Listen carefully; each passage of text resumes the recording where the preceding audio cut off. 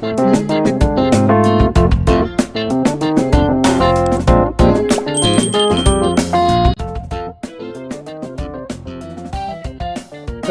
3561. Naramdaman ni James ang nakakatakot na kapangyarihan na Dumaloy patungo sa kanya, na humahampas sa Crep Myrtle Divine Sword at sa kanyang katawan. Sa sobrang lakas, napaatras siya ng isang hakbang. Binawi ni Dereth ang kanyang espada, tumingin kay James, at ngumisi. Tama na. Maaari kang magpatuloy. Pinawi ni James ang pamamanhid sa kanyang braso, pagkatapos ay iniligpit ang Crep Myrtle Divine Sword. Pinagsalikop niya ang kanyang mga kamay at sinabing, "Salamat." Pagkatapos, nagpatuloy siya sa pag-akyat sa Mount Divine Sword. Sumunod naman si Melinda sa likuran niya. Pagkaraan ng ilang saglit na paglalakad, nagpakita sa kanya ang pangalawang alagad. Ang disipulong humaharang sa kanyang dinaraanan ay nagsalita, "Hampasin mo, James. Ipakita mo sa akin kung gaano kalalim ang iyong pangalawang swordsmanship." Nang walang pag-aalinlangan, muling ipinatawag ni James ang Crep Myrtle Divine Sword. Tumalon siya sa himpapawid, at hindi mabilang na mga anino ang kumalat sa kalangitan. Ang bawat anino ay kumakatawan sa isang sword move na natutunan niya. Ang bilang ng mga anino ay sumasalamin sa dami ng sword moves na isinama niya sa paglipat. Ang mas maraming mga anino na maaari niyang ipatawag, mas malakas ang kanyang sword path. Ang mga anino ay nagsanib sa isang iglap, at muling lumitaw si James sa harap ng kanyang kalaban. Ginamit ni James ang second swordsmanship para hampasin ang pangalawang disipulo ngunit nabigo siyang masaktan ang kanyang kalaban. Sa halip, napabalikwas siya sa sobrang lakas ng pagkakabangga. Magpatuloy. Nang matapos magsalita ang alagad, nawala siya sa paningin. Nagpatuloy si James sa pag-akyat sa bundok. Hindi nagtagal, lumitaw ang ikatlong alagad. Bago pa siya makapagsalita ay pinutol na siya ni James. "Wala kang kailangang sabihin sa akin. Alam ko na ang rules. Kailangan kitang salakayin gamit ang third swordsmanship."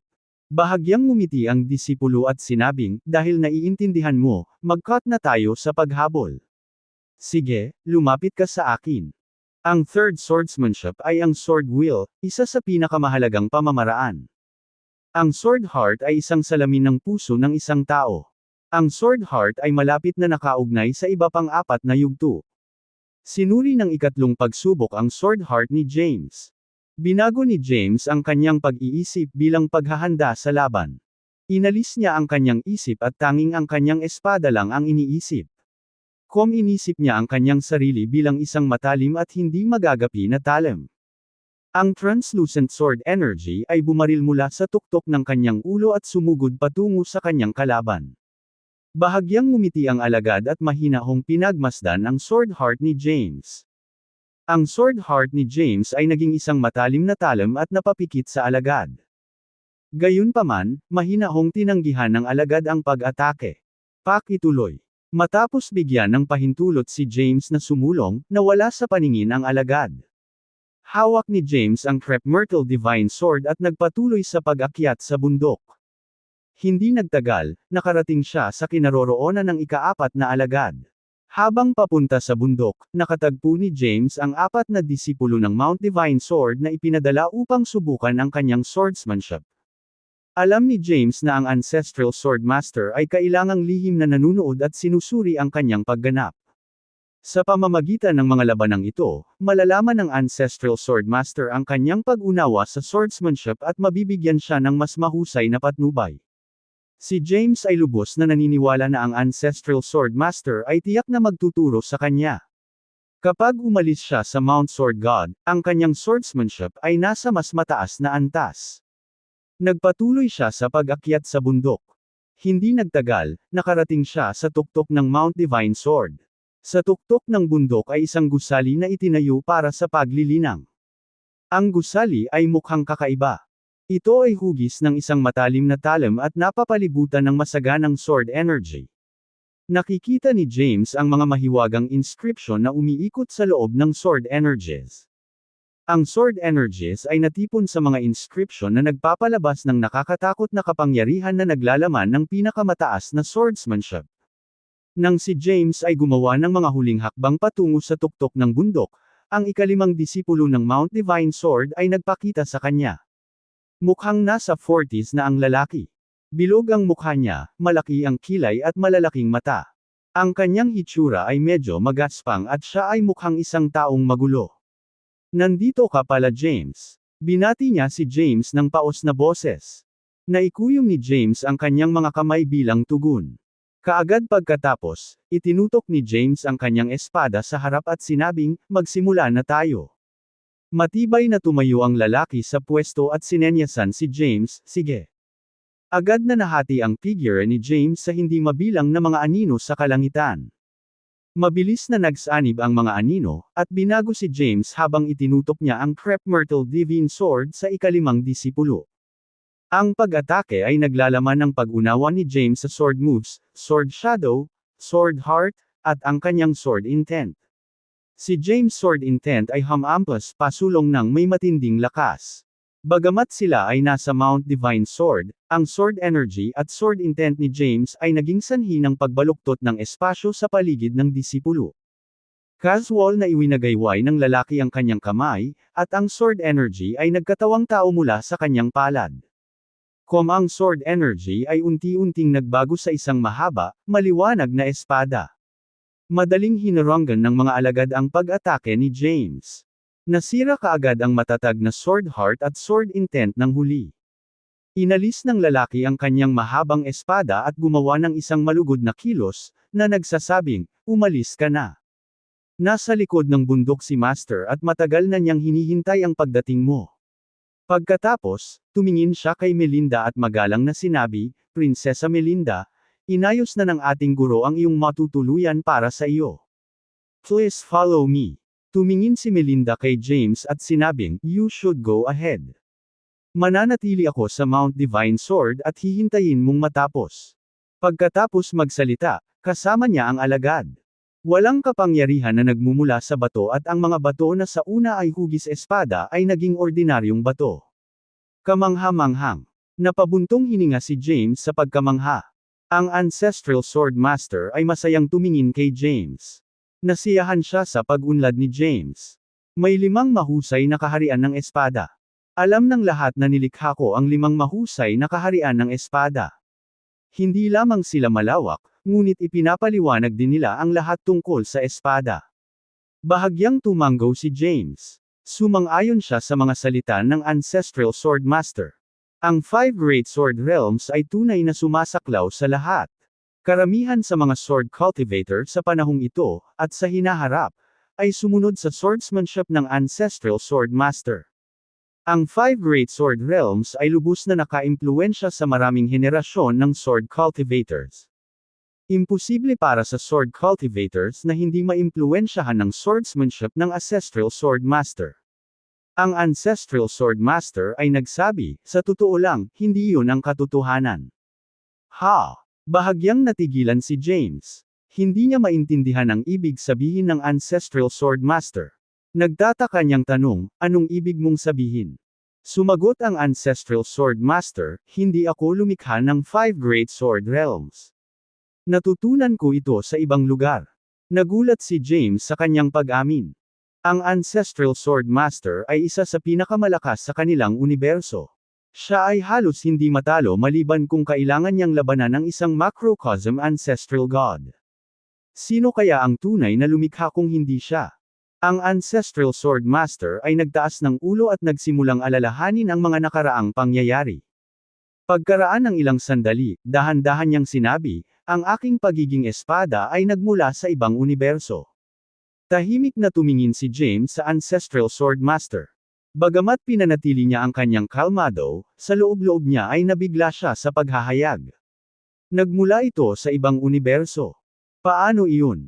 Isip ni James. Ang Ancestral Sword Master ay nagsabi, ang Panginoon ng ika-9 na universo ay ang pinakasanay na eskrimador na nabuhay kailanman. Ang aking pagiging espada ay nagmula sa 9th universe. Itinuro sa akin ng Panginoon ng 9th universe ang tungkol sa 5 Great Sword Realms. Sa katunayan, ito ay dapat na 6 Great Sword Realms. Sa kasamaang palad, 5 lang ang natutunan ko. Kung naintindihan ko sana ang sixth swordsmanship, nagawa kong i-convert ang power ng sword path ko sa macrocosm power at naging macrocosm ancestral god. Half. Bumantong hininga ang ancestral sword master at sinabing, buong buhay ko ay ginugol ko ang pag-aaral ng sword path ngunit hindi ko nahawakan ang sixth swordsmanship. Ito ang dahilan kung bakit hindi ako nagkaroon ng pagkakataon na maging isang macrocosm ancestral god. Nagulat si James. Hindi niya inaasahan na magkakaroon ng sixth swordsmanship. Bagaman hindi posible ngayon para kay James na maglakbay sa chaos patungo sa ibang mga universo, naniniwala siyang magkakaroon siya ng lakas sa hinaharap. Ang Ancestral Sword Master ay tumingin kay James, umiling, at sinabi, "Sa buong panahon, walang nakakabisado sa lahat ng diskarte ko sa espada hanggang sa dumating ka. Gayunpaman, ang iyong mga kasanayan ay palpak pa rin." Nang marinig ito, bahagyang nahiya si James. Akala ni James ay maganda ang kanyang mga natamo sa espada. Gayunpaman, ito ay kulang sa mata ng Ancestral Sword Master. Ibinuka ng Ancestral Sword Master ang kanyang mga labi at nagsalita. Ang unang espada, gumagalaw ang espada. Ang tinatawag na sword moves ay hindi lamang tungkol sa mga diskarte na iyong natutunan. Mababaw lang ang pagkakaintindi mo dito. Ang bawat supernatural sword power ay naglalaman ng 5 mahusay na sword realms. Ang 5 great sword realms ay hindi maaaring isagawa ng hiwalay. Kung linangin mo sila ng paisa-isa, maaari mo talagang madagdagan ang lakas ng iyong unang espada. Gayunpaman, hindi maaabot ng lakas ng iyong first swordsmanship ang buong potensyal nito kung wala ang suporta ng iba pang 4 swordsmanship. Ipinaliwanag ng Ancestral Sword Master kay James. Pagkatapos, casual niyang iwinagayway ang kanyang kamay. Isang tatak ang lumipad mula sa malayo at lumitaw sa kanyang kamay. Hinawakan ng Ancestral Sword Master ang sanga at casual na itinaas ito. Bawat galaw niya ay naglalaman ng napakagandang espada. Nakita ni James ang hindi mabilang na sword moves at sword shadows. Higit pa rito, nararamdaman niya ang matatag na sword heart ng Ancestral Sword Master, Invincible Sword Intent, at Singularity. Ang 5 Great Sword Realms ay kailangan at dapat gumana ng magkakasama. Kung ang isa sa kanila ay kulang, ang lakas ng iyong swordsmanship ay makabuluhang mababawasan. Sa kanila, ang sword heart ng isang tao ang may pinakamaraming impluwensya sa kakayahan ng isang tao. Kakailanganin mo ng matiyagang sword heart para patuloy na maasa ang iyong swordsmanship. Sinimulan ng Ancestral Sword Master na sirain ang kanyang kaalaman sa 5 Great Sword Realms. Ipinaliwanag niya ang lahat mula sa unang espada hanggang sa ika-5 eskrima. Nagbigay ako ng mga pampublikong lektura, na nagbabahagi ng parehong kaalaman sa lahat. Gayunpaman, kakaunti lamang ang nakakaintindi nito.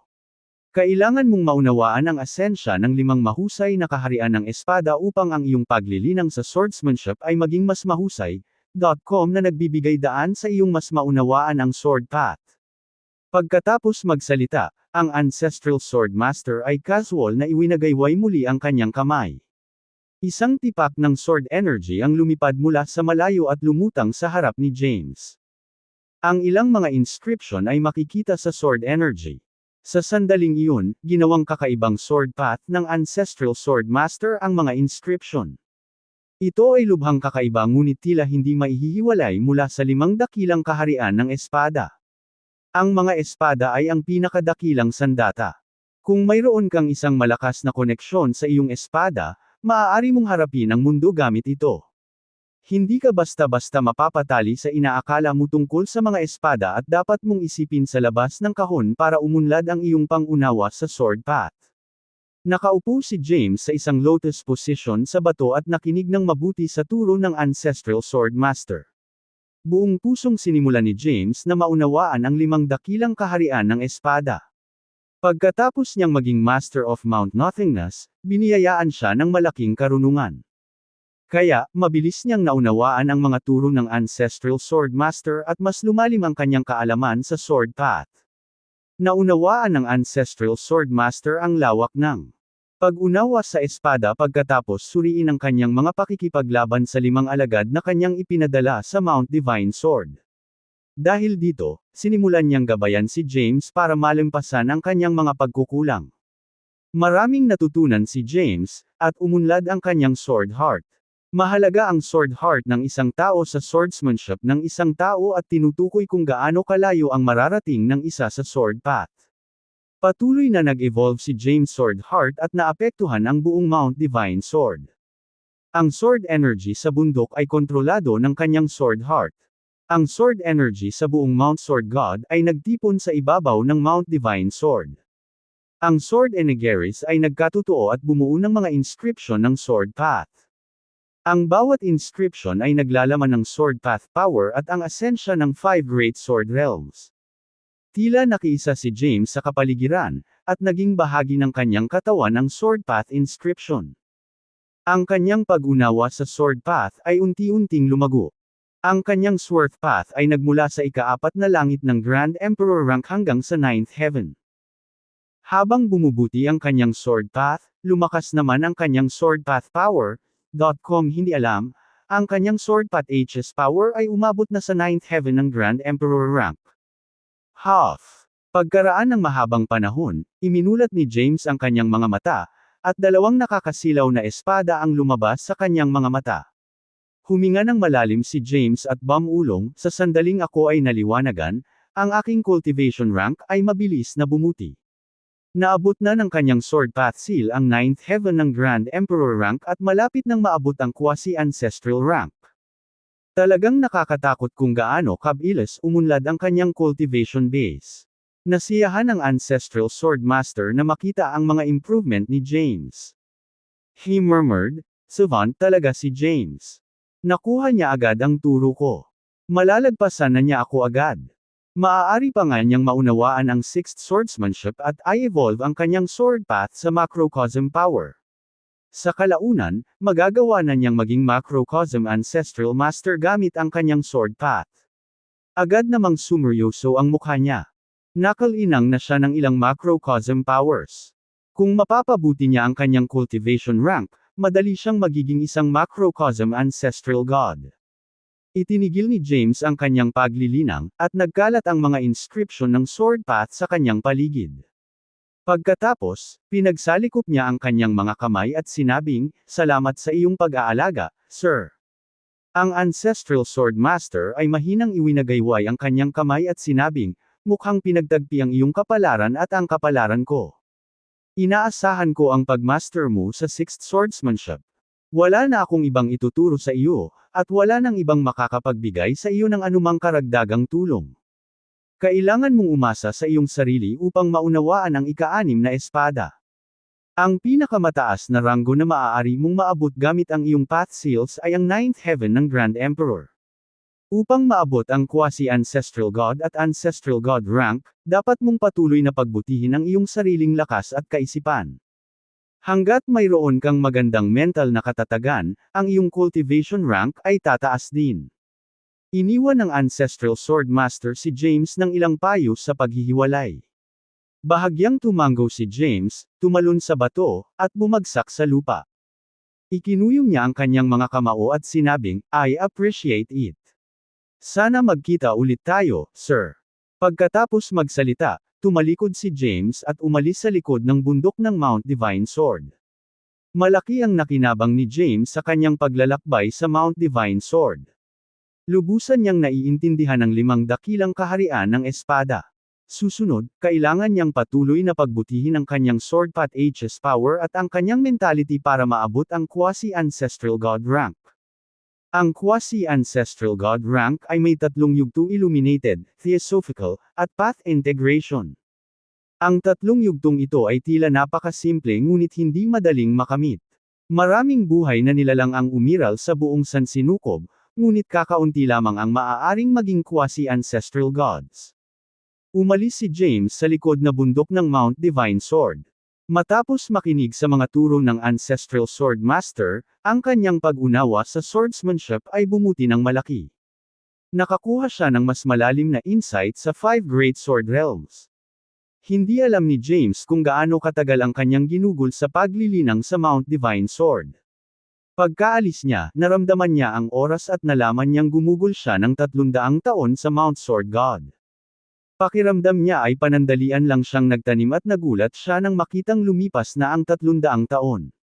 Gayunpaman, pinahusay niya ang kanyang sword path mula sa ikatlong langit ng Grand Emperor rank tungo sa Ninth Heaven at ang paglago na ito ay itinuturing na kakaiba. Ang kanyang cultivation rank ay umabot na rin sa ika-9 na yugto ng Grand Emperor rank. Ang kanyang susunod na layunin ay itaas ang kanyang iba pang path seal sa parehong ranggo. Maaaring ito ay isang mabilis na proseso, ngunit maaari rin itong tumagal ng mahabang panahon depende sa mga pangyayari.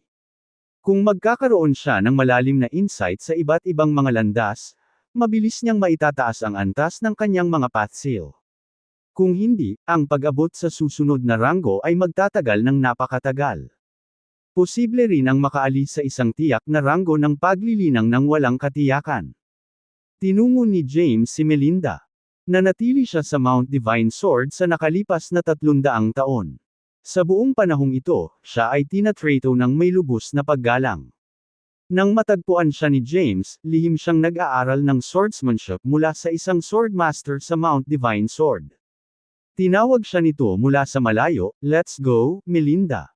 Naputol ang konsentrasyon ni Melinda at mabilis na naglakad papunta kay James. Ngumiti ito sa kanya. Nagkaroon ng malaking pagbabago sa buong Mount Divine Sword sa nakalipas na 300 taon. Siguradong malaki ang nakuha mo, di ba? Bahagyang tumango si James at sinabing, "Oo. Nakuha ko ang mas malalim na pag-unawa sa sword path sa pamamagitan ng gabay ng Ancestral Swordmaster. Ang aking sword path ay tumaas mula sa ikatlong langit ng Grand Emperor rank tungo sa Ninth Heaven sa loob lamang ng 300 taon." Pumalakpak si Melinda bilang pagsang-ayon at buong pagmamalaki. Nakakamangha. Pambihira ka, James.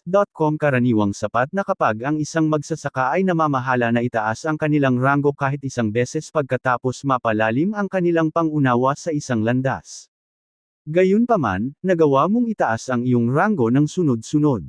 Ibinalik ang kanyang ngiti, sinabi niya, "Nakamit ko na ang layunin ko sa pagpunta sa Mount Sword God. Dapat na tayong umalis." Tanong ni Melinda, "Saan tayo susunod?" "Bibisitahin natin ang Ancestral Talisman Master." Ang Ancestral Talisman Master ay isa pang iginagalang na powerhouse na lubos na iginagalang ni James. Bagamat itinuturing na masama ang curse magic sa Apocalypse Age, ito ay dahil lamang sa karamihan sa mga practitioner nito ay gumamit ng hindi kumpletong bersyon nito. Walang sino man ang makakakuha ng kumpletong curse magic ng Ancestral Talisman Master. Alam ng Ancestral Talisman Master na ang Heavenly Path ay gagamit ng curse magic upang maging sanhi ng pagkalipol ng human race. Kaya naman, naghanda siya para sa araw na iyon. Ang Ancestral Talisman Master ay may malaking habag sa iba.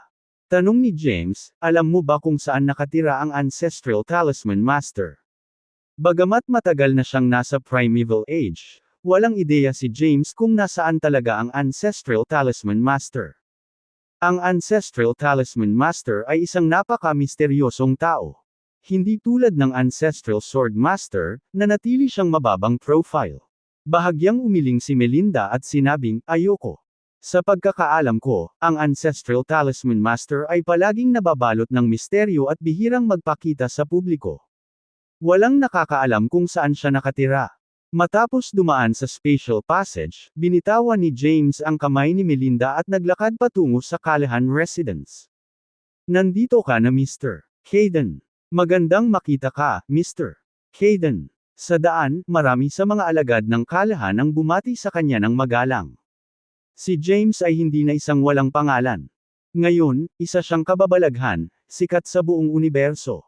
Siya ang pinakamalakas na cultivator sa mga mas mababa sa quasi-ancestral god rank. Higit pa rito, siya ang deputy leader ng Mount Tiva ng Mount Heavenly Path.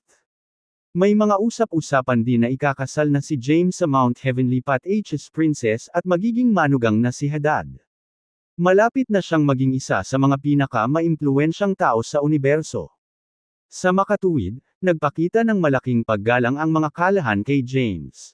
Binati din ni James ang mga alagad ng mga Callahan sa isang palakaibigang paraan. Pagkatapos, dirdiretso siyang naglakad patungo sa espiritual na bundok ni Thea. Hindi nagtagal, nakarating siya sa seclusion sanctuary ni Thea. Agad na nagpakita si Thea nang makarating sa pintuan ng kanyang santuwaryo. Napatingin si Thea kay Melinda, na kasama ni James. Then, she turned back to James and said coldly, "I see how it is, James." Paulit-ulit mong tinanggihan na pakasalan si Sienna ngunit pagkatapos ay nakasama mo kaagad ang prinsesa ng Mount Heavenly Path. Kaya sa tingin mo mas magaling si Melinda kaysa kay Sienna, ganoon ba? Nagulat si James sa sinabi niya. Hindi niya inaasahan na tatanungin siya ni Thea tungkol sa kasal nila ni Melinda pagdating niya sa Callahan residence. Hindi sigurado si James kung paano ipapaliwanag sa kanya ang bagay na iyon. Napakamot siya ng ulo at sinabing, "Hindi ito ang iniisip mo, Thea." Pinaikit ni Thea ang kanyang mga mata. Ano pa kaya yun? Nakalimutan mo na ba kung sino ang nagtangkang iligtas ka noong gusto kang patayin ng Mount Heavenly Path? Ngayong tapos na ang krisis, tinalikuran mo kami at sumisipsip sa Mount Heavenly Path. Alam ni James na imposibleng ipaliwanag ng malinaw ang sitwasyon sa hitsura ng mga bagay ngayon. Bago pa makasagot si James, humakbang si Melinda at sinabi habang nakatitig kay Thea, "Please watch your words, Bria." Kung ayaw pakasalan ni James si Sienna dahil wala itong nararamdaman para dito. Tumingin si Thea sa kanya at sinabing, "So may nararamdaman ba siya sa'yo?" "Oo naman." Nakipagkamay si Melinda kay James at magiliw na sinabing, "Matagal na kaming magkakilala ni James. Noong una kaming nagkita, siya ang nagkusa na makipag-usap sa akin." Hindi na nag-abalang sumagot si Thea sa pang-asar ni Melinda. Siya ay isang Kylem ancestral god, at magiging maliit sa kanya ang makipagtalo kay Melinda. Tumingin si Thea kay James at malamig na nagtanong, "Ano ang ginagawa mo rito?" Dismayado si Thea kay James. Marami siyang nagawa para itali si James sa mga kalahan upang ang kanilang pamilya ay maging mas maimpluwensyahan sa hinaharap. Sa huli, ang kanyang mga pagsisikap ay nasayang. Si James naman ay paulit-ulit na sinasabing gusto siya nito. Ngunit sa huli ay ikakasal na si Melinda. Ramdam ni James na hindi nasisiyahan si Thea sa kanya. Kaya, talagang walang silbi na ipaliwanag ang kanyang sarili sa sandaling ito. Sa ngayon, gusto lang niyang alamin ang kinaroroonan ng Ancestral Talisman Master. Pagkatapos, maaari niyang hilingin sa Ancestral Talisman Master na gabayan siya sa paglilinang ng curse magic. Kailangan niyang pagbutihin ang kanyang curse path para mapabuti ang kanyang cultivation rank at lumakas. Nagsalubong ang kilay ni Thea. Bagamat hindi masaya kay James, umaasa siya tungkol sa kanyang potensyal sa hinaharap. Dahil dito, ayaw niyang mapalapit si James sa Ancestral Talisman Master. Gayunpaman, iginiit ni James na alamin ang kanyang lokasyon, kaya alam niyang walang silbi ang panghihikayat sa kanya. Pagkatapos ng maikling pag-iisip, sinabi ni Thea, "Ang espiritual na bundok ng Ancestral Talisman Master ay nasa isang liblib na lugar. Inimbitahan niya ako sa Talisman Land kanina, kaya nakapunta na ako doon dati." Tuwang-tuwa namang tugon ni James. "Nasaan ang Talisman Land?" "Wala ito sa human realm." Pagkatapos magsalita, naglabas siya ng mapa ng universo. Ang mga makapangyarihang kaharian at mga kilalang lugar ay minarkahan sa mapa. Dahil napakalawak ng universo, imposibleng markahan ang bawat sulok ng universo. Itinuro ni Thea ang isang lugar sa mapa at sinabing, ang Ancestral Talisman Master ay nasa isang lugar sa rehiyon. Tiningnan ni James ang mapa at sinunog ang lokasyon sa kanyang isip. Pagkatapos, pinagsalikop niya ang kanyang mga kamay at nagpapasalamat na sinabi, "Salamat, Thea." Kinaway-kaway ni Thea ang kamay niya. "Pwede ka nang umalis." Nang matapos siyang magsalita ay nawala na siya sa paningin niya. Nawala ang pakiramdam ni James sa kanyang malamig na ugali. Lumingon siya kay Melinda sa tabi niya at sinabing, "Tara na." Sabay na umalis ang dalawa sa Callahan residence. Pagkatapos, ginamit ni James ang Spacepat H's power para magbukas ng spatial passage. Pumasok ang dalawa sa spatial passage at umalis sa human realm. Sa susunod na sandali, nakarating na sila sa kailaliman ng universo. Ang lupang talisman ay ang tirahan ng Ancestral Talisman Master. Gayunpaman, kakaunti lamang ng mga tao ang nakakaalam ng Talisman Land. Tanging ang mga nangungunang powerhouses lamang ang nakakaalam sa lugar. Ang Talisman Land ay talagang isang mundo na tinatawag na Talisman Realm, na isang medyo maliit na planeta. Ang Ancestral Talisman Master ay naninirahan sa loob ng planeta. Kaya, ang espasyo ng planeta ay medyo matatag, higit pa kaysa sa ilang iba pang makapangyarihang mundo. Bilang karagdagan, ang Ancestral Talisman Master ay isang makapangyarihang cultivator na pinagkadalubhasaan ang makapangyarihang supernatural powers. Gamit ang kanyang pinakamataas na supernatural powers, inilipat niya ang ilang primordial pulses mula sa buong universo patungo sa planeta. Kaya, ang Talisman Realm ay napuno ng puro primordial energy at halos kapantay ng human realm. Sa isang lugar sa mabituing outer space, tumingin si James sa unahan at sinabing, sabi ni Thea ang Talisman Land ay nasa rehiyong ito. Tumango si Melinda at sinabing, oo. Gayunpaman, ito ay isang magaspang na hula lamang ng aktwal na lokasyon. Magtatagal bago natin mahanap ang Ancestral Talisman Master. Agad na pinaandar ni James ang kanyang divine sense para suriin ang paligid. Kahit na siya ay isang Ninth Heaven Grand Emperor na nakakakita ng mga bagay sa malayo, napakalaki ng universo. Kahit isang maliit na bahagi ng universo ay napakalaki. Naramdaman ni James ang paligid at tanging mga planetang walang tao ang nakita sa paligid nila. Nagsimula siyang sumulong habang dinadama ang nakapalibot na mga planeta. Pagkalipas ng 3 buwan, sa wakas ay natagpuan ni James ang isang tinatahanang planeta. Nahanap ko na. Tuwang-tuwang lumipad si James patungo sa planeta. Maya-maya pa ay nakarating na siya doon. Kung ikukumpara sa Seven Realms, ito ay medyo maliit na planeta. Ang Talisman Realm ay medyo malakas kumpara sa iba pang katulad na laki ng mga mundo. Mayroong 1/3.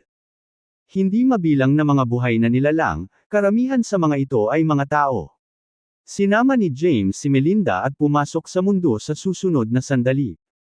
Ilang sandali pa, lumitaw sila sa labas ng isang bulubundukin. Inactivate ni James ang kanyang divine sense at iniskan ang planeta. Gayunpaman, ang pinakamalakas na tao na mahahanap niya sa planeta ay isang quasi-ancestral god lamang. Wala kahit isang ancestral god sa planeta. Bukod dito, hindi naramdaman ni James ang curse power sa Talisman Realm. Nagsalubong ang kanyang mga kilay. Sa tabi niya, tanong ni Melinda. Anong problema, James? Sagot ni James. Kanina ko lang ginamit ang divine sense ko. Bagamat sagana ang primordial energy dito, kakaunti ang mga powerhouse.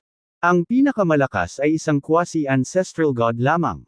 At saka, wala akong nararamdamang curse magic sa planetang ito. Ang Ancestral Talisman Master ay isang mataas na prestihiyosong powerhouse. Dapat mayroong isang porma sayon sa paligid ng kanyang tirahan. Marahil hindi ka sapat na malakas para maramdaman ang porma sayon na itinakda niya. Maglakad-lakad lang tayo at magtanong-tanong tungkol sa kanya. Sige, tumango si James. Sa ngayon, walang ibang pagpipilian. Nagsimulang maglibot sina James at Melinda sa Talisman Realm, sinusubukang kumuha ng impormasyon tungkol sa Ancestral Talisman Master. Sa loob ng Chaos, umiral ang 12 universo. Ang bawat sansinukob ay malawak at malawak. Kahit na ang universo ay napakalaking, may mga limitasyon sa kung gaano ito kalaki. Samantala, ang Chaos ay walang hangganan. Kahit na ang macrocosm ancestral gods ay hindi naiintindihan ang katapusan ng Chaos. Ang tinatawag na Chaos ay isang madilim na kailaliman. Sa loob ng walang bisa ay hindi mabilang na mga sangkap, hindi kilalang puwersa.com at kahit na hindi natuklasang kayamanan. Umiral ang Infinite Stellaes ni James mula pa noong simula ng ika-12 universo. Ang mga ganitong uri ng kayamanan ay nagmula sa Chaos. Sa ilang hindi kilalang lugar sa loob ng Chaos, isang kislap ng liwanag ang lumitaw. Patuloy itong lumiwanag ng nakakasilaw. Unti-unting pinaliwanag ng liwanag ang madilim na kawalan. Boom! Maya-maya pa ay sumabog na ito. Sa pagsabog, lumitaw ang isang espasyo at mabilis na lumawak. Sa sandaling iyon, nagpapahinga si Hadad sa kanyang palasyo sa ika-12 universo. Bigla siyang nakaramdam ng kakaiba at biglang nagmulat ng mata. Sa pagkakataong iyon, kakaibang liwanag ang bumungad sa kanyang mga mata. Ano? Gulat na bulalas niya. Ang ikalabintatlong universo ay nabuo. Huminga ng malalim si Hadad. Naramdaman niya ang pagsabog sa chaos at na isang universo ang isinilang. Hindi lang si Hadad ang nakapansin sa kakaibang phenomenon. Naramdaman ng iba pang macrocosm ancestral gods mula sa ibang mga universo at Kylem ancestral gods ang abnormal na pagbabago bagong nagmumula sa kailaliman ng chaos. Nalaman agad nilang lahat na may nabuong bagong universo.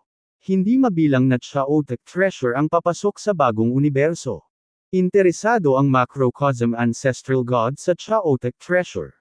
Ang ilan sa macrocosm ancestral gods ay walang sariling chaotic treasure. Maaaring payagan sila ng chaotic treasure na makakuha ng isa pang macrocosm power. Sa sandaling iyon, ang lahat ng macrocosm ancestral gods mula sa 12 universo ay tumungo sa kailaliman ng chaos upang bisitahin ang bagong silang na universo. Ang chaos ay malawak at walang hangganan. Maging ang macrocosm ancestral gods ay maaaring mawala doon. Gayunpaman, naramdaman nila ang bagong universo at madaling nakarating sa kanilang landas. Di nagtagal, ang macrocosm ancestral gods ng 12 universo ay nagtipon sa labas ng bagong universo. Isang bagong universo ang nagbigay daan para sa maraming pagkakataon.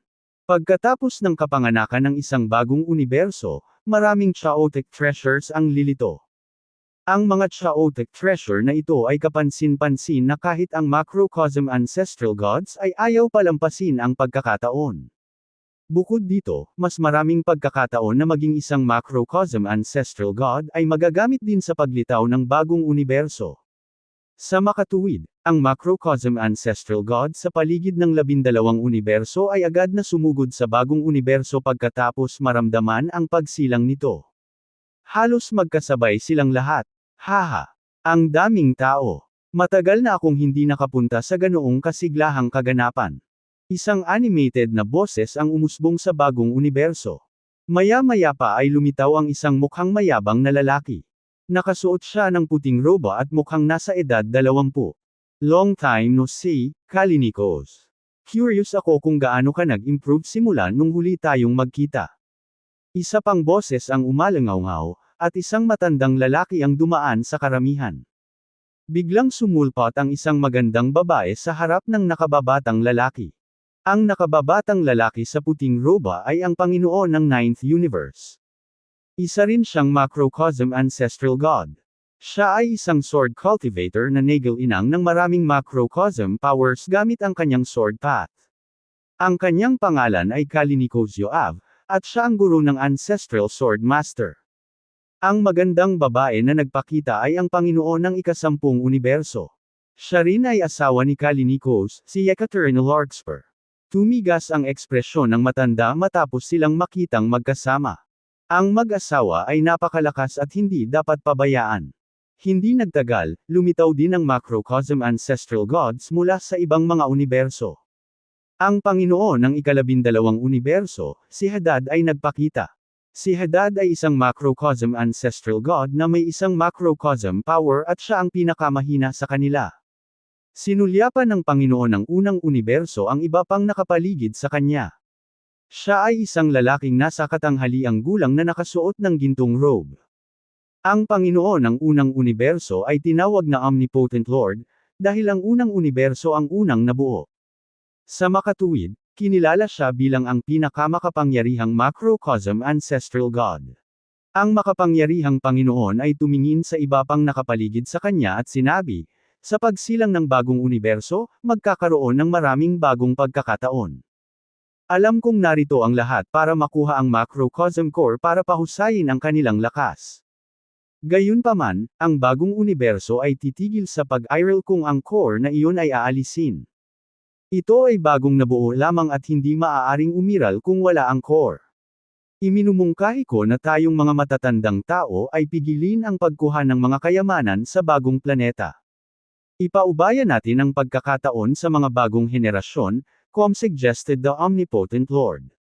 Tanong ni Kalinikos. Anong ibig mong sabihin? Ang makapangyarihang Panginoon ay nagsabi, ang sansinukob na ito ay nagkaroon ng anyo at hindi pa matatag. Ito ay nasa proseso pa rin ng pagkahinog. Sa kalaunan ay magpapatatag ito sa paglipas ng panahon, na magdadala ng maraming magagandang biyaya kasama nito. Gayunpaman, ang espasyo ng sansinukob na ito ay hindi makayanan ang mga resulta ng matitinding labanan kahit na matapos itong maging matatag. Paano kung magpadala tayo ng mga kinatawan sa ilalim ng Ancestral God rank para pumunta sa universo na ito? Ang sinumang makakuha ng mga biyaya ay siyang magiging tagapag-ingat. Gayun din, ang susunod na macrocosm Ancestral God ay pagpapasya sa kanilang kapalaran. Sige. Sumasang-ayon ako sa mungkahi ng makapangyarihang Panginoon. Kakaporma pa lang ng universo, at kung papasok ang macrocosm ancestral gods na tulad natin, maaari nating sirain ang universo. Dapat nating payagan ang mga nasa ilalim ng ancestral god rank na makapasok sa bagong universo. Sumasang-ayon ako. Sumasang-ayon din ako sa ideya. Kung ito ay mungkahi ng makapangyarihang Panginoon, ayos lang sa akin. Kung may sinumang ancestral god na lalabag sa ating kasunduan at makapasok sa universo, tiyak na papatayin ko sila. Ang ilan ay naglabas pa ng mga babala para pigilan ang ibang macrocosm ancestral gods na magplanong maglaro ng mga dirty tricks.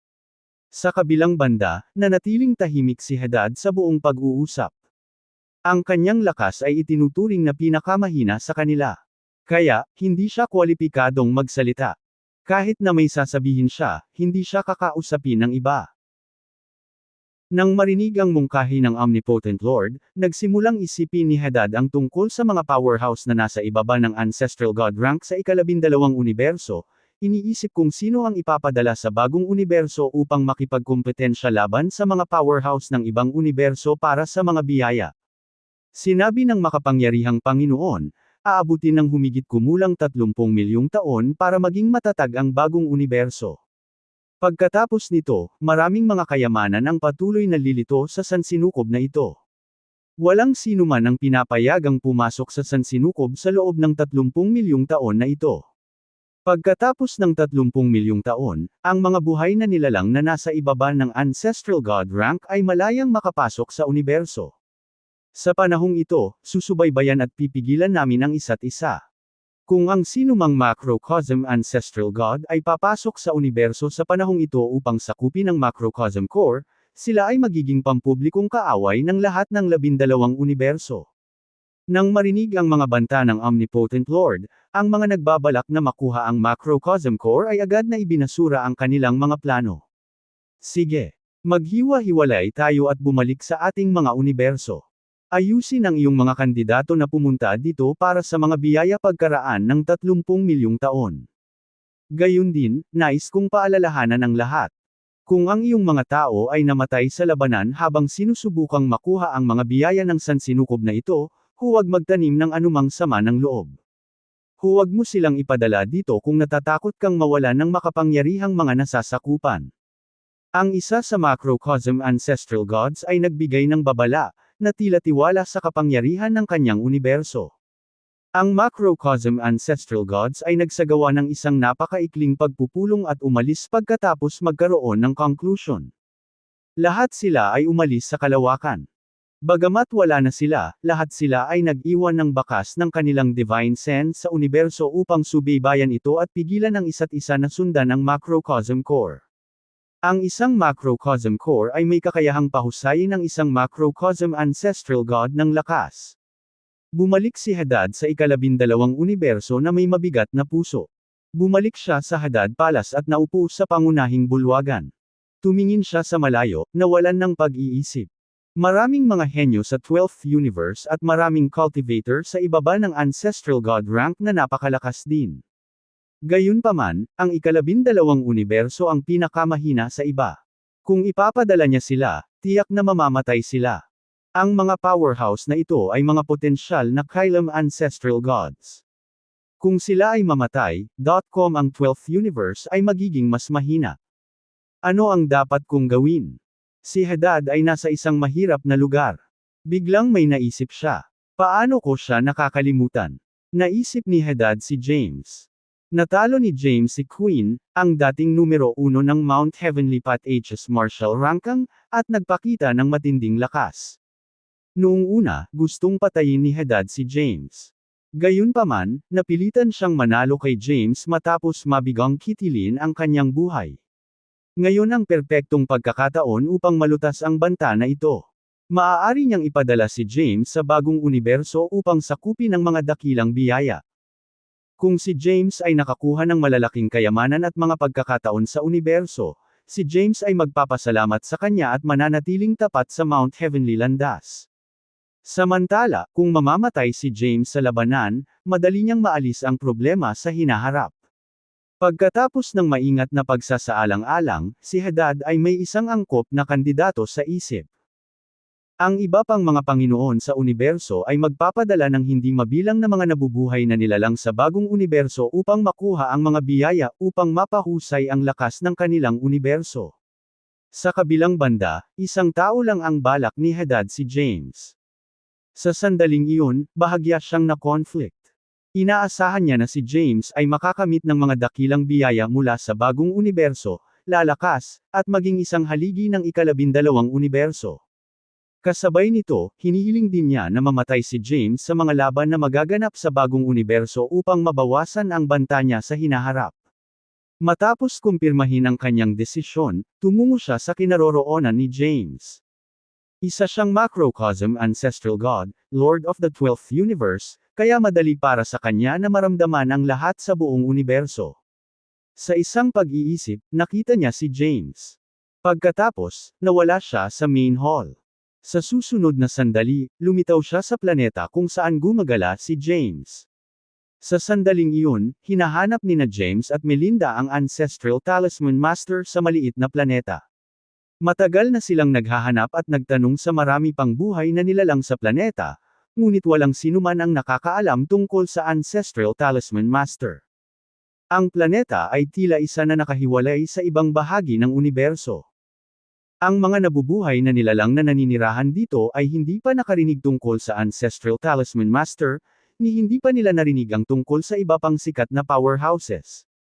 Pansamantalang nagpahinga sina James at Melinda sa isang bulubundukin sa loob ng Talisman Realm.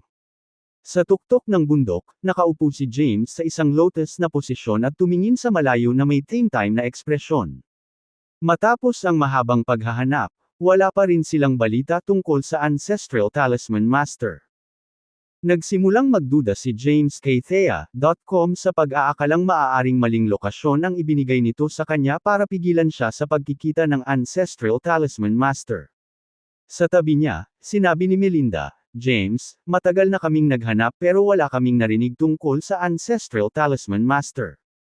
Nasa planeta ba siya? Bahagyang umiling si James at sinabing, hindi rin ako sigurado.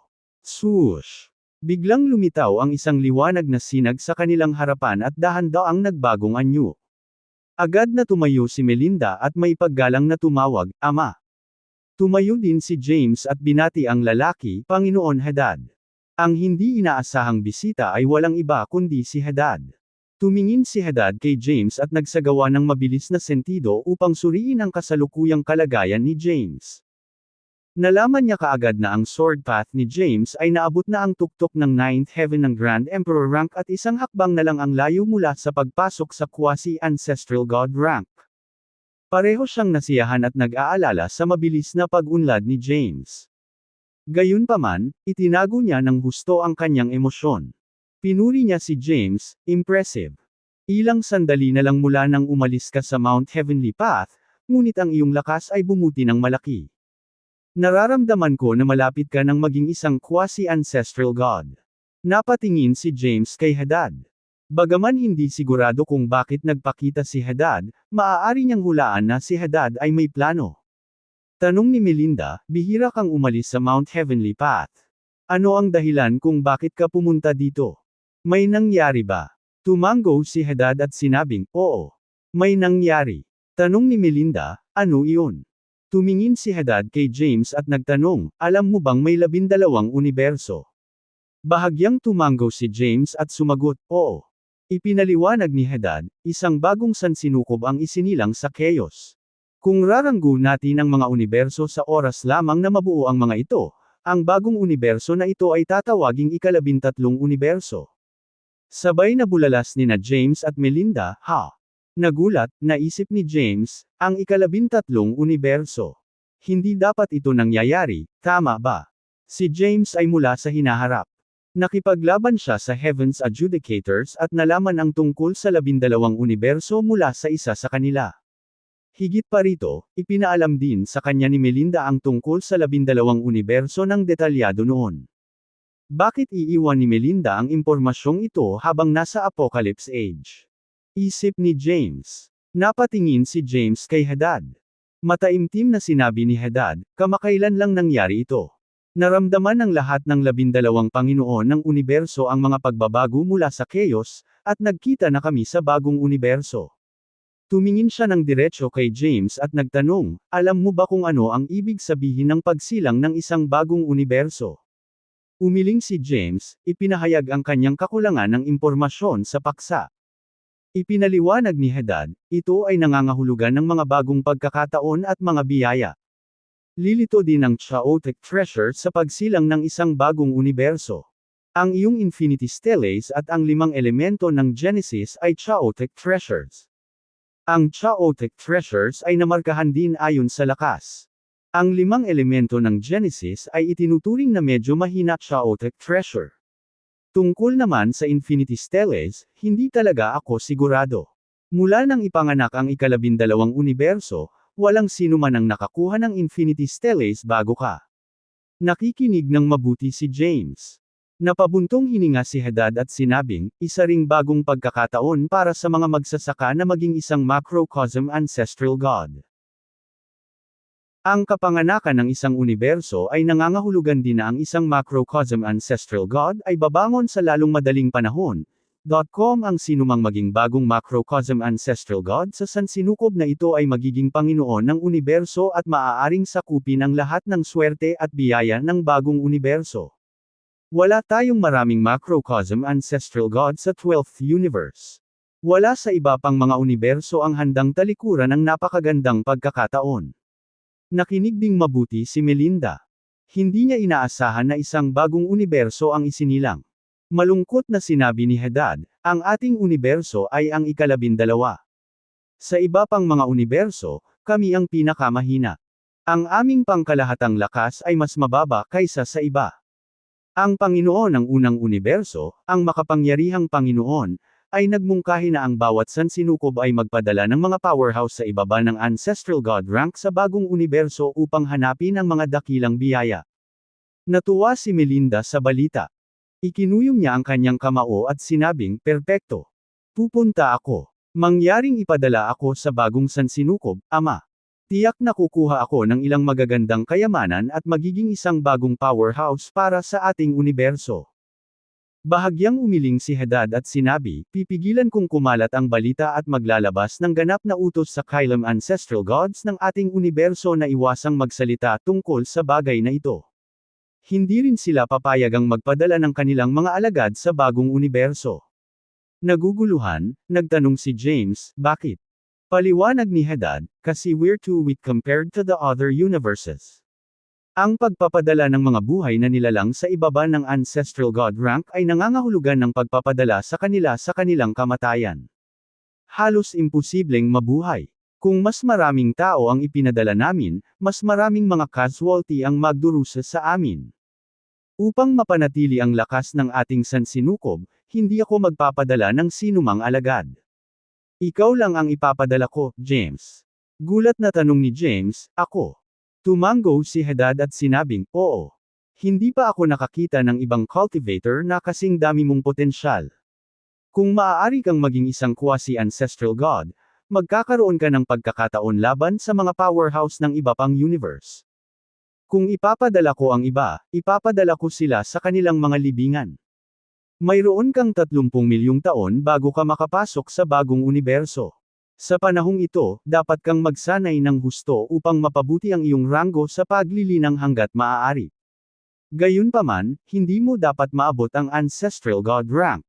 Kung hindi, hindi ka magiging kwalipikado na ipadala sa bagong universo upang makipagkumpetensya para sa mga kabutihan.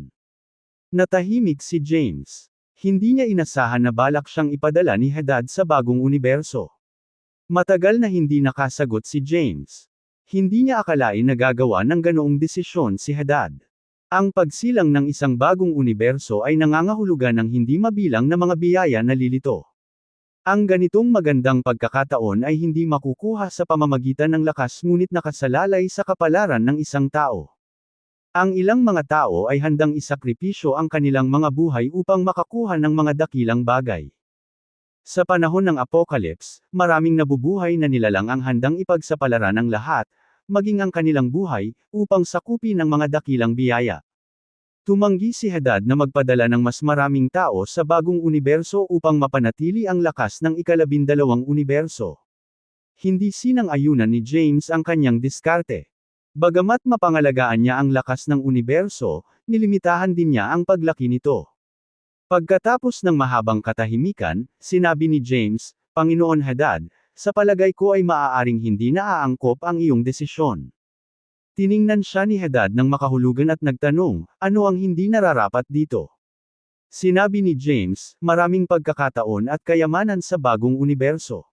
Sa halip na magtakda ng mga paghihigpit, dapat mong ipadala ang lahat ng mga powerhouse na mas mababa sa Ancestral God rank sa bagong universo upang sakupin ang mga buwan na ito." Sinaway ni Haddad, "Ano ang alam mo? Hindi mo maintindihan kung gaano kakilakilabot ang ibang mga universo. Umiral na sila bago pa ang 12th universe, at ang kanilang heavenly path ay mas matatag kaysa sa atin. Nangangahulugan ito na ang kanilang mga tao ay mas malakas kaysa sa atin. Kung magpapadala ako ng mga cultivator na mas mababa sa Ancestral God rank mula sa ating universe doon, magiging biktima lang sila. Kahit na matagumpay silang makakuha ng mga biyaya mula sa bagong universo, hindi nila ito maiuwi.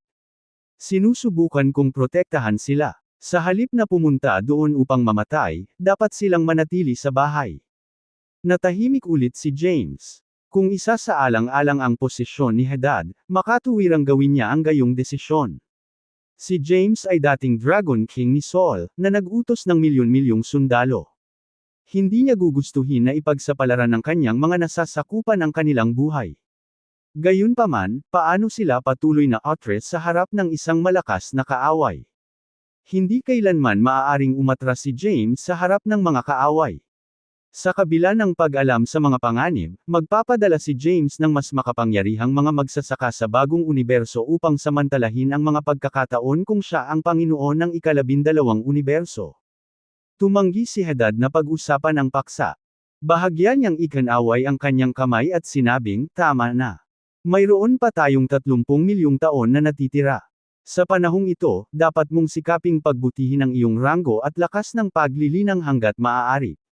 Bagamat mayroon kang pagkakataon laban sa mga ancestral gods ngayon, maaari mo lamang labanan ang pinakamahina na mystical ancestral god. Sa iyong kasalukuyang lakas, ikaw ang magiging pinakamahina sa mga powerhouse na ipinadala sa bagong universo. Hindi ka magkakaroon ng pagkakataong mabuhay. Kailangan mong i-maximize ang lakas ng iyong path seal at itaas ang iyong mentality para maabot ang quasi-ancestral God's path integration rank sa loob ng 30 milyong taon." Pagkatapos mag-utos ni Haddad, nawala siya sa paningin. James. Marahang hinayla ni Melinda ang kanyang manggas. Bumalik sa katinoan si James, huminga ng malalim, at ibinalik ang mga iniisip. Tanong ni Melinda, "Are you okay?" Bahagyang umiling si James at sinabing, "Ayos lang ako. Bakit hindi ako magiging?" Nagtanong muli si Melinda, "Ano ang gagawin mo?" Walang magawa si James, "Ano pa ba ang magagawa ko?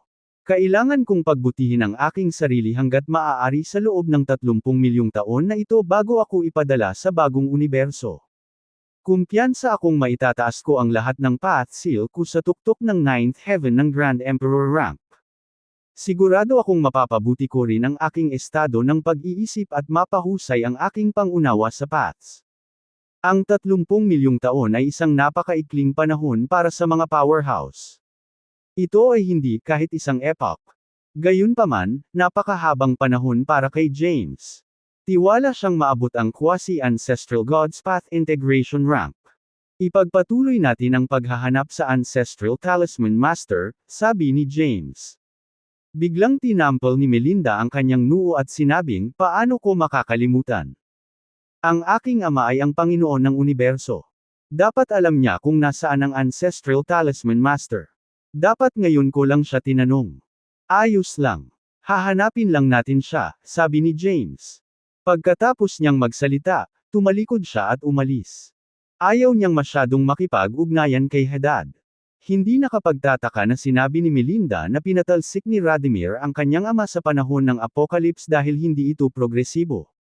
Kahit na ang kanyang konserbatibong taktika ay makatwiran, ang mga disadvantages ay higit sa mga pakinabang.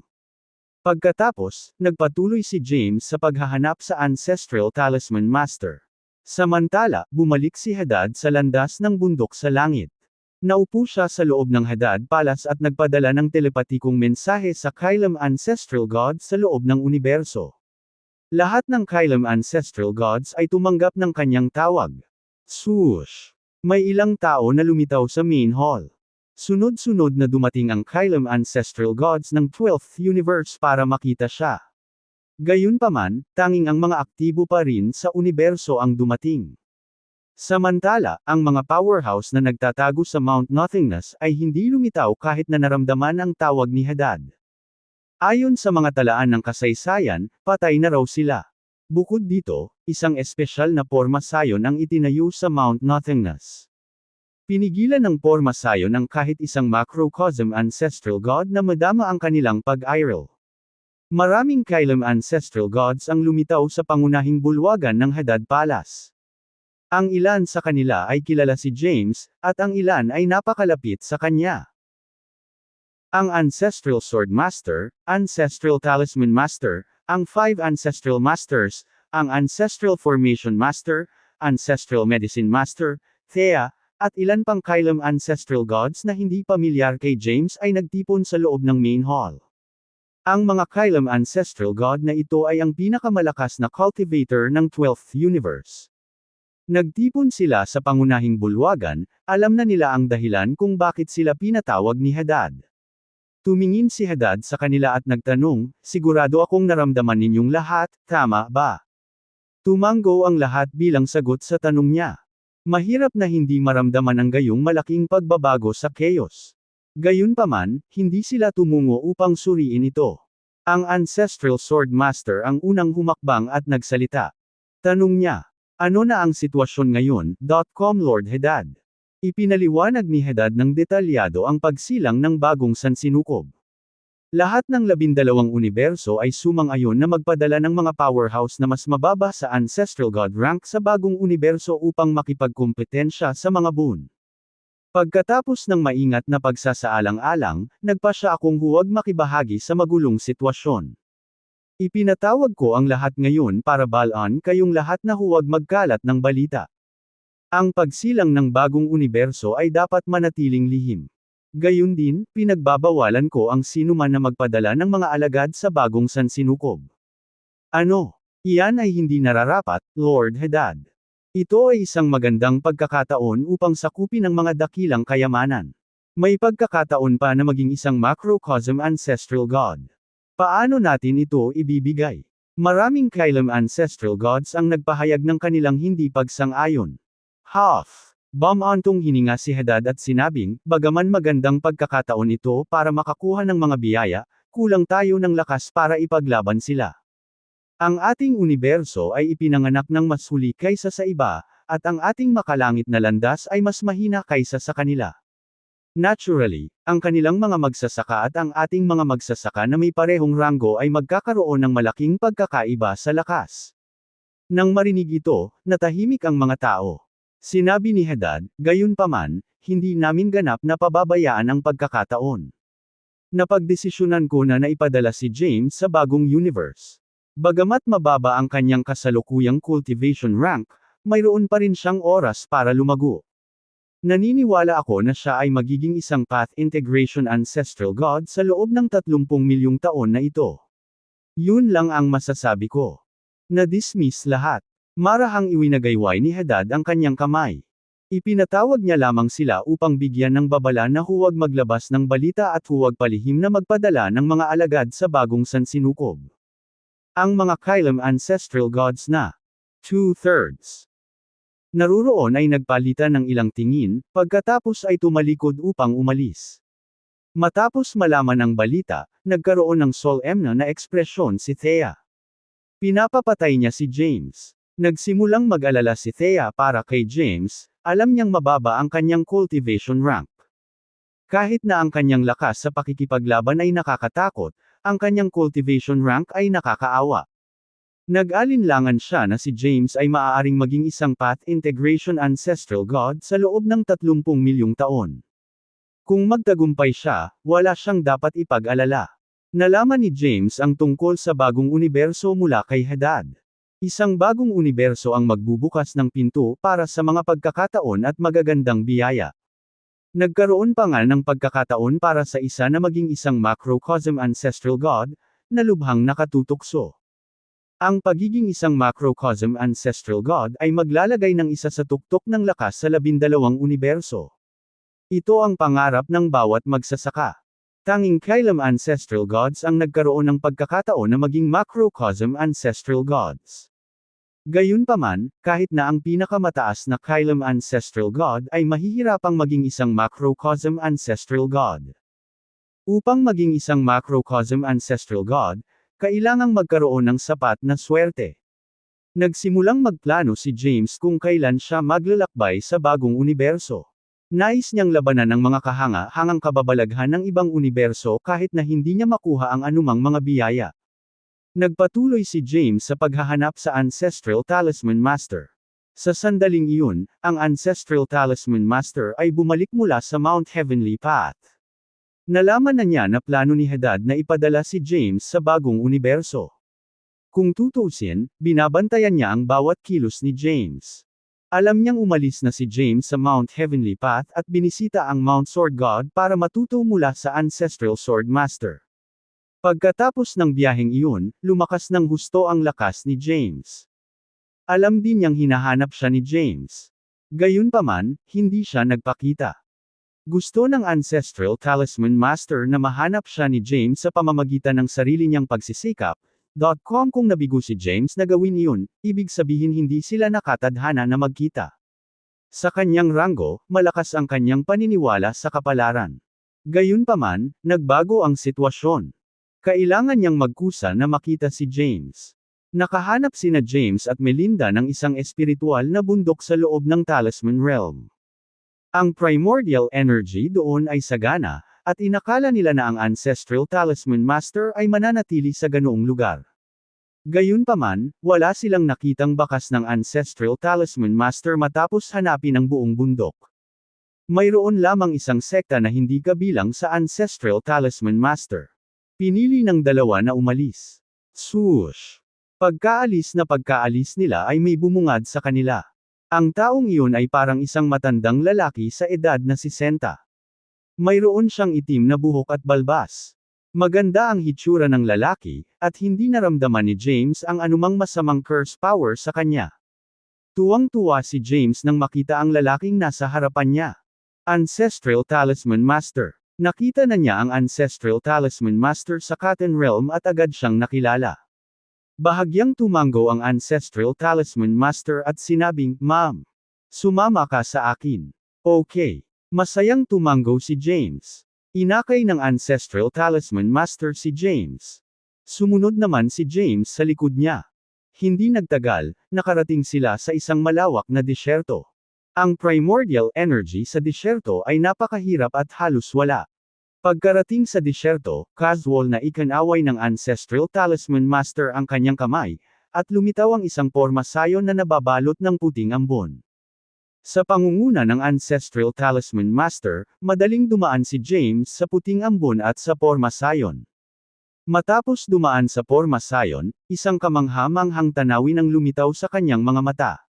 Ang palasyo ay may matotiyog na bundok at malilinaw na ilog. Ang hangin ay puno rin ng primordial energy at misteryosong mga inscription. Ang mga inscription ay napakamahiwagang at naglalaman ng pinakamataas na enerhiya ng landas. Ang lugar na ito ay tinatawag na Runeland. Nauna ang Ancestral Talisman Master at nagpaliwanag, ang Runeland ay isang mahiwagang lugar na lumitaw noong nabuo ang langit at lupa. Ang lugar na ito ay naglalaman ng mga mahiwagang rune na nagtatala ng iba't ibang path sa buong universo.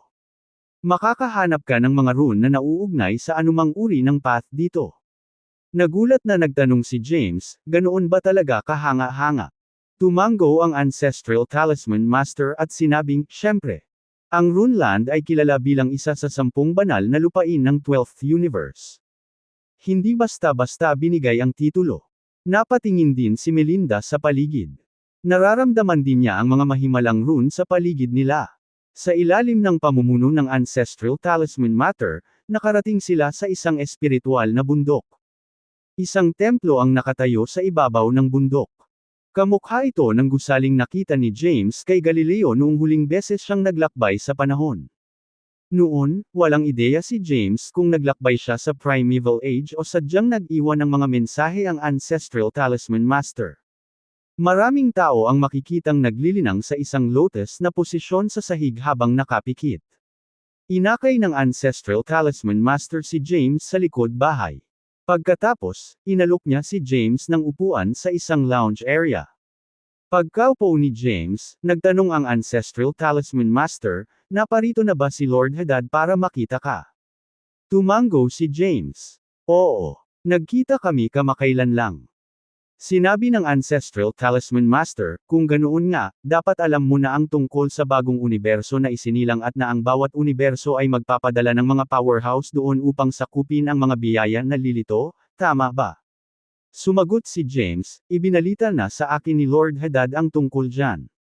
Pinaplano niya akong ipadala sa bagong universo.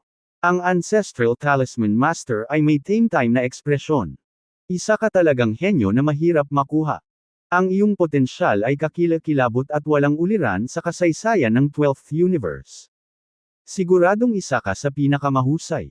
Gayunpaman, ang ating universo ang pinakamahina sa 12. Ang ibang mga universo ay talagang nakakatakot.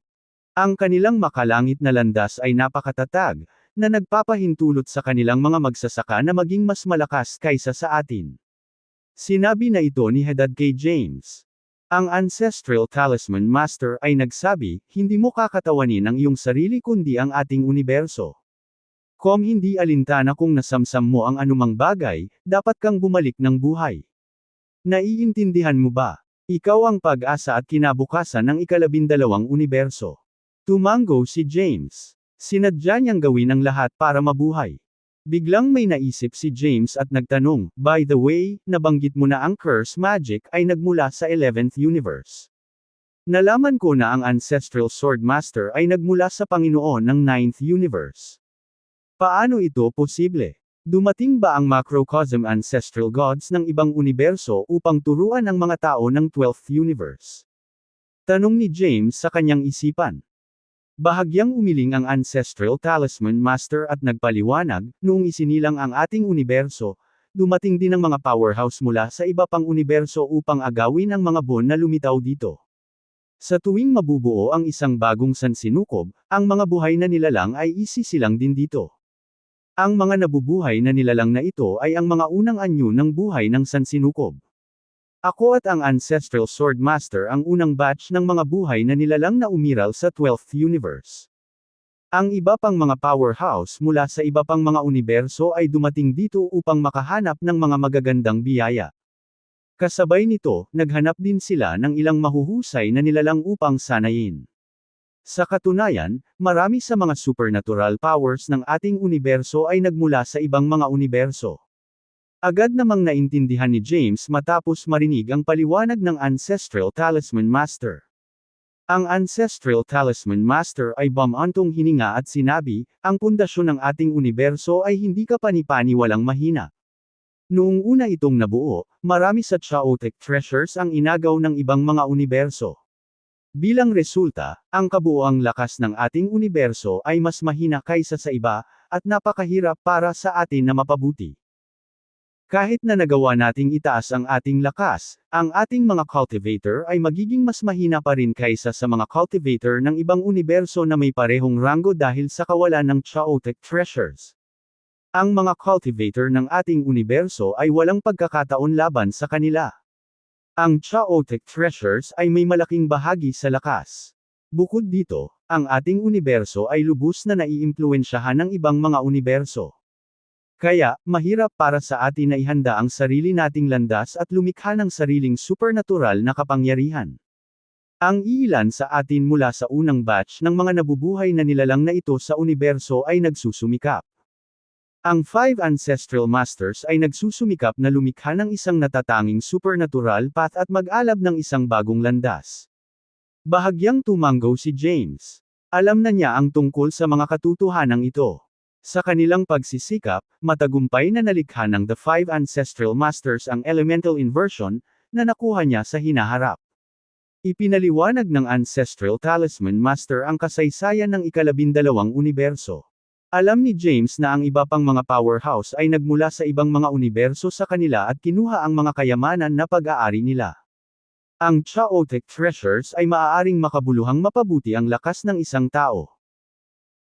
Mula sa mga salita ng Ancestral Talisman Master, ang isang macrocosm ancestral god na may isang macrocosm power na may hawak ng isang malakas na chaotic treasure ay maaaring makipaglaban sa isang macrocosm ancestral god na may dalawang macrocosm powers. Gayunpaman, totoo lang ito para sa makapangyarihang chaotic treasures. Ang regular chaotic treasures ay hindi kasing lakas. Halimbawa, ang 5 elemento ng Genesis ay medyo mahina chaotic treasures. Ang macrocosm power ay makukuha lamang sa pamamagitan ng pagsasama-sama ng 5 sa kanila. Sa paghahambing, ang .com iba pang makapangyarihang chaotic treasures ay naglalaman ng kani-kanilang macrocosm power. Ang Infinity Steel ay isa ring chaotic treasure, ngunit hindi sigurado si James sa grade nito. Hindi siya nakatutok sa pag-aaral ng mga rune sa Infinity Steles. Kaya, maaari lamang niyang gamitin ang mga ito bilang isang nagtatanggol na kalasag o mabigat na sandata sa labanan.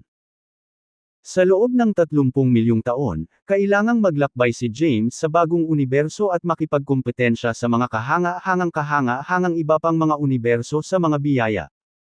Ang Infinity Steles ay gaganap ng isang mahalagang bahagi pagdating ng oras. Sinadya ni James na magsanay gamit ang Infinity Steles pagkatapos itaas ang kanyang cultivation rank. James. Ibinuko ng Ancestral Talisman Master ang kanyang mga labi at ipinaalala, mayroon ka pang 30 milyong taon. Maaaring mukhang mahabang panahon, ngunit mabilis itong lilipas. Sa panahong ito, dapat mong pagbutihin ang iyong mga path seal at pisikal na lakas hanggat maaari. Bahagyang tumanggo si James. Pagkatapos, sinabi ng Ancestral Talisman Master, alam kong pumunta ka sa akin para sa gabay sa paggamit ng curse magic. Hindi ko pipigilan ang anumang impormasyon at ituturo ko sa iyo ang lahat ng nalalaman ko tungkol sa curse magic. Kung gaano mo kayang intindihin ay nasa iyo na. Gumaan ang loob ni James sa sinabi ng Ancestral Talisman Master. Tara na. Wala tayong oras na sayangin. Tumayo ang Ancestral Talisman Master at naglakad palayo. Sumunod naman si James sa likod niya. Sa kabilang banda, pansamantala ring nanirahan si Melinda sa Runeland. Sa isang bulubunduki ng Runeland, ang Ancestral Talisman Master at James ay nakaupo sa isang lotus na posisyon sa isang bangin sa pinakamataas na bundok. Ang mga mahiwagang inscription ay lumutang sa kalangitan. Ang Ancestral Talisman Master ay nagsabi, ang Runeland ay isa sa 10 banal na lupain. Makakahanap ka ng hindi mabilang na rune dito, bawat isa ay naglalaman ng kaalaman sa iba't ibang path. Ang paglilinang dito ay makabuluhang magpapataas ng iyong kahusayan.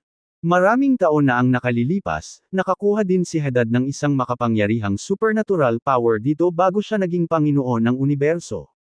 Umalangaw-ngaw ang boses ng Ancestral Talisman Master. Curious na tumingin si James sa paligid. Maraming rune ang lumulutang sa kanilang paligid. Ang bawat isa sa kanila ay naiiba at naglalaman ng kaalaman sa isang partikular na landas.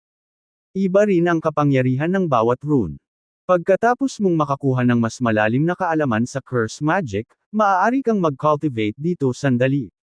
Magiging kapaki-pakinabang ito sa pagpapabuti ng iyong pangunawa sa iba pang mga landas, sabi ng Ancestral Talisman Master. Tumango si James at sinabing, sige. Salamat, sir. Bahagyang iwinagayway ng Ancestral Talisman Master ang kanyang kamay upang tapusin ang paksa. Pagkatapos, ipinagpatuloy niya ang pangunahing paksa. Bago mo simulan ang paglilinang ng curse magic, gusto kong malaman kung gaano karami ang alam mo tungkol sa curse magic. Bahagyang umiling si James at sinabing, I actually don't know much. Nagkataon lang akong nakakuha ng curse inscriptions at nakipag-ugnayan ako sa curse power. Sa kalaunan, nakakuha ako ng Jade Seal para supuin ang curse power sa curse inscriptions. Kinuha ni James ang Jade Seal na nakuha niya mula sa Apocalypse Age. Ang Jade Seal ay mula sa Sangria.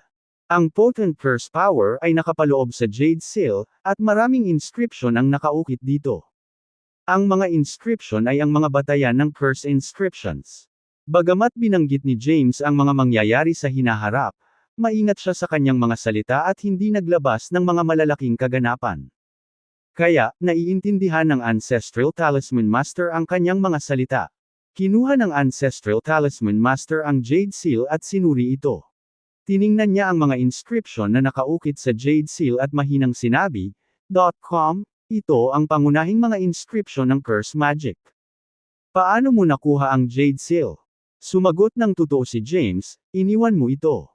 Hindi ako mula sa edad na ito at talagang nanggaling sa hinaharap. Ang Ancestral Talisman Master ay hindi nagulat sa kanyang mga salita. Naghinala na siya tungkol sa posibilidad dahil wala siyang mahanap na impormasyon tungkol kay James matapos subukang i-divine ang kanyang background. Hindi na nagtanong pa ang Ancestral Talisman Master, kahit na ang dahilan kung bakit dumating si James sa kanilang edad o kung ano ang nangyari sa hinaharap. Sa kabila ng hindi nagtatanong ng anuman, ang Ancestral Talisman Master ay nakatitiyak na gagawin niya ang Jade Seal sa lalong madaling panahon at ipapasa ito. Sa kalaunan, makuha ito ni James. Nagsimula siyang magpaliwanag, ang mga inscription ng sumpa ay hindi mula sa ating universo.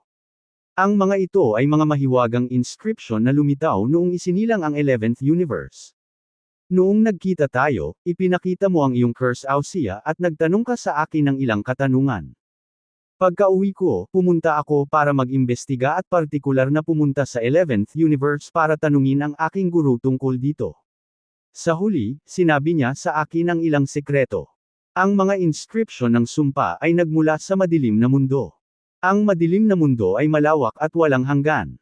Ipinapalagay na ang kabuoang lawak ng Dark World ay katumbas ng 12 universo. Lahat ng nangyayari sa madilim na mundo ay direktang nakakaapekto sa ating mga universo. Hindi ko rin alam ang mga detalye. Baka masyado silang komplikado para sa iyo, kaya hindi ko muna ipapaliwanag ngayon. Hindi naman nagulat si James. Naghinala na siya na nagmula ang curse magic sa Dark World. Sige, balik tayo sa negosyo. Sinabi ng Ancestral Talisman Master, sa 12 universo, may ilan na nabuo sa pamamagitan ng intervention ng madilim na mundo. Isa na rito ang 11th universe. Ang madilim na mundo ang dahilan kung bakit nabuo ang ika-11 universo. Noon, isang powerhouse mula sa kailaliman ng Dark World ang nagpasa ng curse inscription sa 11th universe. Nagulat si James nang marinig iyon. Ganyan ba kalakas ang Dark World? Maaari pa nga silang makialam at maging sanhi ng pagbuo ng universo. Bahagyang umiling ang Ancestral Talisman Master at sinabing, sa totoo lang, hindi iyon ang kaso. Ang isang universo ay ipinanganak mula sa isang macrocosm core, na umiiral lamang sa loob ng chaos. Napakatagal bago mabuo ang macrocosm cores. Ang isang powerhouse mula sa Dark World ay nakahanap ng macrocosm core na hindi pa matured at ginamit ang kapangyarihan nito upang mapabilis ang paglaki nito. Gusto niyang makuha ang chaotic treasure na lilito kapag ipinanganak ang universo. Naliwanagan, sinabi ni James, kaya ganyan. Inakala ni James na isa na siyang makapangyarihang magsasaka na maraming alam tungkol sa universo. Gayunpaman, habang lumalakas siya, unti-unti niyang napagtanto na kakaunti ang alam niya. Ang 12 universo, ang madilim na mundo, at ang walang hanggan na chaos. Napakarami pang misteryo. Gayunpaman, naniniwala si James na siya ay magiging isang napakalakas na tao sa hinaharap at mauunawaan ang kakanyahan ng mundo. Maikling ipinakilala ng Ancestral Talisman Master ang pinagmulan ng curse magic. Ang curse magic ay sumasaklaw sa lahat. Pagkatapos mong linangin ang curse magic, maaari mong linangin ang curse power. Sa loob ng curse inscriptions na ito, makakahanap ka ng hindi mabilang na supernatural powers. Gayunpaman, kakailanganin mo ng malalim na pag-unawa sa curse inscriptions para matutunan ang mga ito. Ang kailangan mong gawin ngayon ay hindi para unawain ang mga supernatural na kapangyarihang ito kundi para unawain ang mga pangunahing kaalaman ng curse magic at ang curse path para mapahusay ang iyong curse path sales power. Bahagyang tumango si James at sinabing, "Pakiyo mo ako, sir." Ang Ancestral Talisman Master ay nagsabi, ang asensya ng curse magic ay masama at nakakatakot. Ayon sa aking guro, ang curse magic ay nagmula sa dark world at ito ay isang secret art na ginamit upang kontrolin ang masasamang espiritu. Ano ang diwa ng mga sumpa? Ang mga sumpa ay karaniwang mga spelling. Kung magsasanay ka ng curse magic sa pinakamataas na antas, makakadaan ka sa oras at espasyo para patayin ang iyong kaaway. Kahit na magkahiwalay kayo ng malayong distansya o oras na umabot ng mga taon, magagamit mo pa rin ang curse magic para pumatay ng tao. Naging solemn na ang ekspresyon ng Ancestral Talisman Master. Imposibleng matukoy kung ang isang supernatural power ay masama o masama. Ito ay talagang bumaba sa karakter ng gumagamit. Kung ikaw ay isang matuwid na tao, ang isang masamang supernatural na kapangyarihan ay hindi gagamitin para sa masasamang layunin. Ipinaliwanag ng Ancestral Talisman ang kalikasan ng curse magic. Nakakatakot ang curse magic.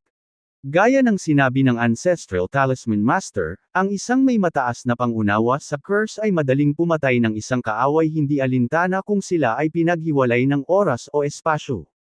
Maaaring sirain kaagad ng curse magic ang isang buong mundo. Ito ay hindi isang pagmamalabas.